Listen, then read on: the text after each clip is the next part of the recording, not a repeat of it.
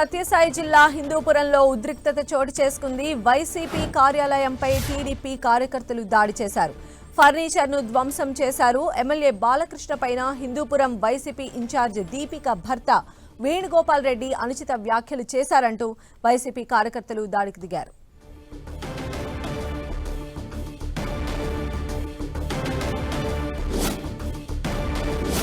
MLA Balakrishna పైన Hindupuram YCP incharge Deepika భర్త వేణుగోపాల్ రెడ్డి ఏమన్నారో ఒకసారి చూద్దాం.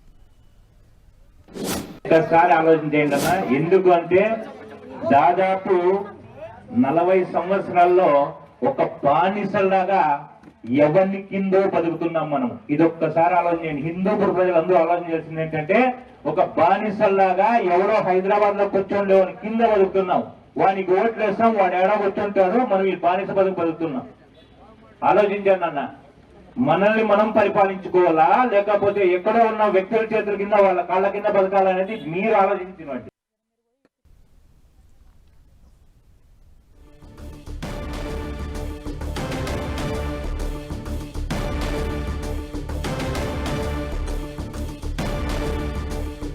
బాలకృష్ణ పైన హిందూపురం వైసీపీ ఇన్ఛార్జ్ దీపిక భర్త వేణుగోపాల్ అనుచిత వ్యాఖ్యలు చేశారు.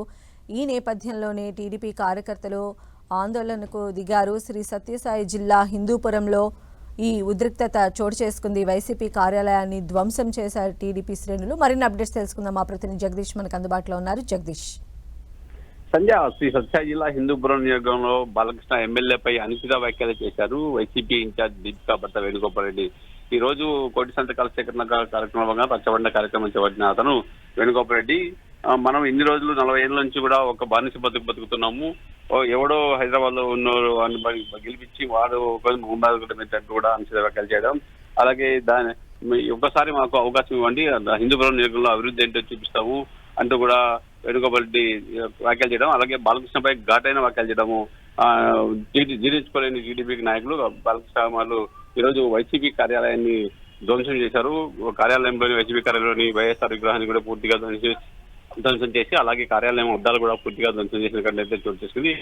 విషయం తెలిసిన వెంటనే పోలీసులు అక్కడికి చేరుకొని టీడీపీ కార్యకర్తలు చెదగొట్టిన పరిస్థితి కనబడుతుంది. ఈ రోజులో ఇదంతా ఉన్నా కూడా బాలకృష్ణ కూడా లోకల్లో ఈ రోజు నుంచి 3 రోజుల పాటు ఎమ్మెల్యే నందమూరి బాలకృష్ణ ఈ రోజు హిందూపురం చేరుకున్నారు. కొడికొండ చెక్ పోస్ట్ బాలకృష్ణకు స్వాతంత్రంలో బాలకృష్ణ అభిమానులు అలాగే తెలుగుదమ్ములు కొడికొండ చెక్ పోస్ట్ లో నియోజకవర్గ అభివృద్ధి గురించి 3 గంటల నుంచి 5 గంటల వరకు సమీక్షా సమావేశం కూడా నిర్వహిస్తున్న సమయంలోనే ఈ ఘటన జరగడం అటు 2 పార్టీ వర్గాల్లో కూడా ఉద్రిక్త వాతావరణం నెలకొందని చెప్పొచ్చు. బాలకృష్ణ ఒక పక్క సమీక్షా సమావేశం నిర్వహిస్తున్న నేపథ్యంలో మరోపక్క వైసీపీ నాయకులు ఎమ్మెల్యే బాలకృష్ణపై అనుచిత వ్యాఖ్యలు చేయడంతో ఒక్కసారిగా కోపోద్రిక్తులైన టీడీపీ కార్యకర్తలు తెలుగు తమ్ముళ్లు వైసీపీ కార్యాలయంపై దాడి చేసి పూర్తిగా ధ్వంసం చేస్తారని చెప్పొచ్చు.